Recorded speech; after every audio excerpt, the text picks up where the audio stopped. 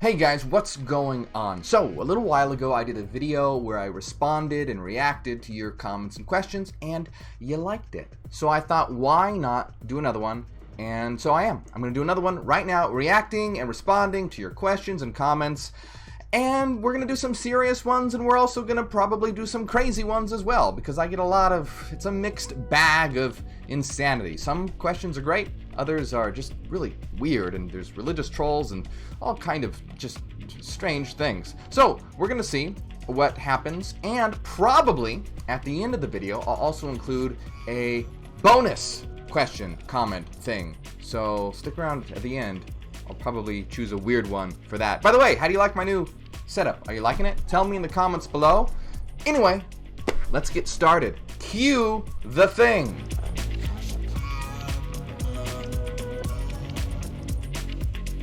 So here's a good one. I would love to hear you speak to some of these classic questions regarding the idea of a soul. Are there a finite number of souls? If so, how can you explain population growth? Can souls be created or destroyed? Can they be divided or combined? Thank you for being a pioneer in a truly rational approach to these historically convoluted topics. Can a soul be created or destroyed? Well, we know that a monad or a soul is equivalent to zero. A monad is a collection of Fourier basis waves, and being a collection of Fourier basis waves, it is the net result of those waves, and the net result is, of course, zero. So, since a monad or a soul is equal to zero, this means that it's equal to nothingness. And nothingness is eternal. It can't be created or destroyed. You can't create nothingness. Just as a little thought experiment to help you get an intuitive grasp, imagine that you're holding nothing before you. How would you destroy that nothing? You can't. You can't destroy nothing. And can you create nothing? No, of course not. You can't create or destroy nothing. It just is. Now, of course, this is a crude little thought experiment, but it gives you a better grasp on why a monad or a soul is eternal and why it can't be created or destroyed. Because it's equivalent to zero, which means it's equivalent to nothingness, and nothingness is necessarily eternal. It's a necessary existent to reality. Its essence implies its existence because you can't stop it from existing. It just is. Nothingness is eternal. Can they be divided or combined? Well, they can't be divided because they are a complete and consistent set of mathematics. Each one is. So you can't take anything out of them or divide them into a smaller unit, because to do so would be to violate the laws of mathematics. Can they be combined? Well, their frequency components can be combined. So what this means is that the frequency waves of monads can interact with each other. This is what's known as being windowed. Monads are windowed. And because of this, this is what actually gives rise to the physical world around you through what's known as ontological Fourier mathematics. So a Fourier transform transforms frequency information into space-time information. So when you, as a monad, interact with other monads by the combination of your frequency patterns, this results in a new wave. And through ontological Fourier mathematics, this is a space-time wave.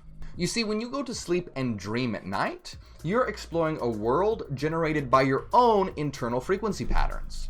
But when you are awake and explore the so-called physical world, this is a world that is composed of all the mental frequency patterns of all the minds in existence interacting with each other. That's why this world around you behaves in a stable way, because it's not just your personal energy, it's the frequency patterns of all the monads in existence. That's why you can't change an object just by thinking about it, because that object isn't yours to change. It is an object whose waveforms are being contributed to by all the minds in existence. So that's why this physical world exhibits a stable structure, because it is a structure that is the result of all the minds in existence. Once again, this is facilitated by an ontological Fourier transform, which takes the mental frequency patterns of all the minds in existence and transforms them into their space-time representation. And that's what you experience as the world around you. Are there a finite number of souls? If so, how do you explain population growth? Now, this is a really good question. So ontological mathematics answers all the big questions in existence. However, there are some details that still need to be teased out. Of course there are. And one of those questions is, are there an infinite number of monads, or is there a highest number of monads? Now, it seems likely that there is a highest number of monads. In ontological mathematics, the ontological highest number is called myriad. So, if the highest number of monads does indeed correspond to myriad, this number is so mind-bogglingly large it might as well be considered as infinite. Now remember that the holos, the so-called physical world, is just a small subset of existence. So you never have to worry about there being more avatars than minds. It's not going to happen. The holos is just a small piece, a portion of reality. So whenever a new avatar becomes available through physical birth, there will always be a mind ready to link to it. Alright, here is a ridiculous comment on my video, Is God Actually the Devil?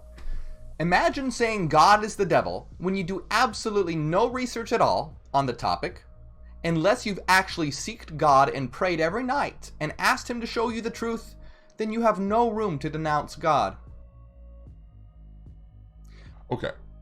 Why do people make these stupid comments? People don't realize that I grew up in a strict religious household. I was a Christian for many years, and I begged and prayed every night to the Lord to show me the truth.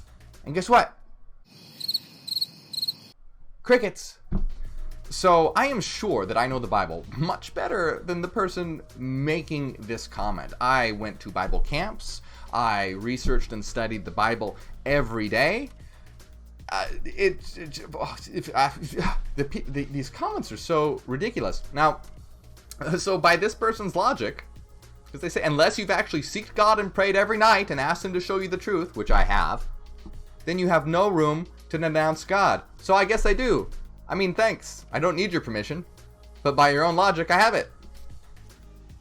Love your videos. I'm curious, if all minds need to eventually work together, wouldn't we need life on other planets to think the same way, assuming there is life elsewhere? This is a really good question. Now, first of all, I want to say that, it's not like we're trying to make robots out of people. We don't want everyone to think exactly the same. We want variety. We want everyone to be able to be their unique individual expressions of themselves. We just want people to be able to live in a world based on logic and reason so that we can create a world of equal opportunity so that everyone will have the freedom to actualize themselves and to become themselves. And I'm sure this person knows that, but I just want to point that out so people might not be so people won't be confused if this is the first time coming to this channel.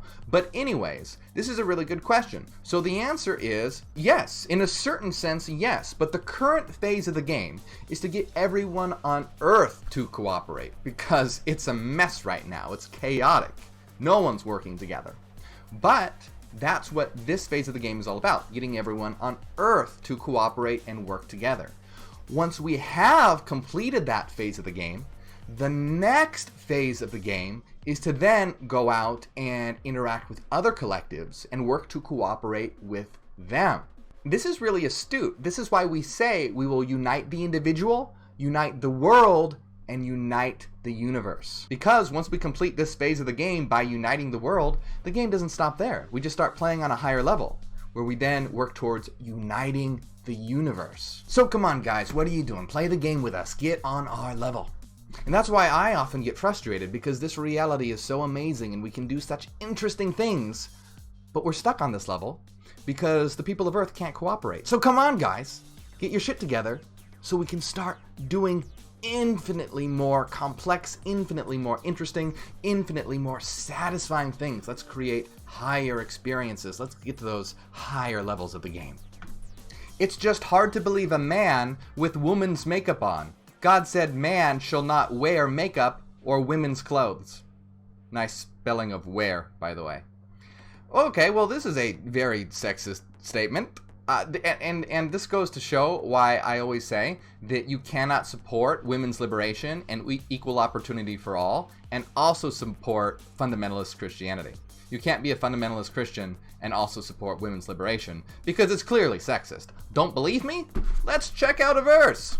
But I do not allow a woman to teach or to have authority over a man, but to listen quietly, because Adam was formed first and then Eve. And Adam was not tricked, but the woman was tricked and became a sinner. But she will be saved through having children if they continue in faith, love, and holiness with self-control. That's shitty. Not enough? Wives, submit to your husbands as you do to the Lord, because the husband is the head of the wife, as Christ is the head of the church, and he is the Savior of the body, which is the church. As the church submits to Christ, so you wives should submit to your husbands in everything. Yeah, when you guys gonna realize this thing? Not so good. There is a lot of religious hate. Let's see. Oh my. Oh, here's a meme someone made. For false Christs and false prophets will arise and perform signs and wonders to lead astray, if possible, the elect. I'm offended. I am deeply offended. A false prophet? A false prophet? Clearly, I am the Antichrist. A false prophet.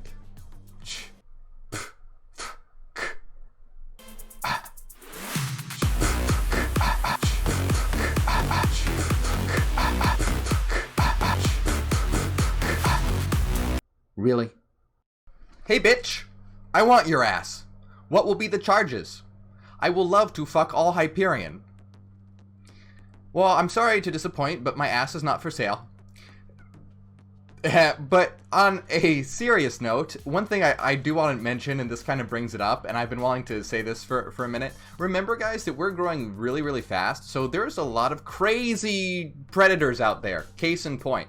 So I am sure that there are some people who are going to claim to be Hyperion who are not, who are predators. So just always be very careful, okay? Not everyone who says they are Hyperion are Hyperion. So always be smart, intelligent, and watch out for motherfuckers like this. Now here's something I find really interesting, posted in a Hyperion group.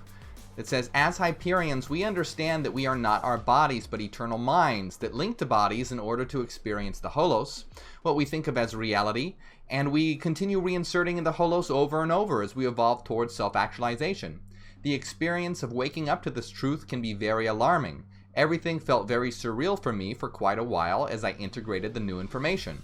What are your experiences, and can you share anything that might be helpful for others going through a similar situation? So this is really good, and then someone posted a comment saying, I would suggest to go easy on yourself and not to compare your progress to others.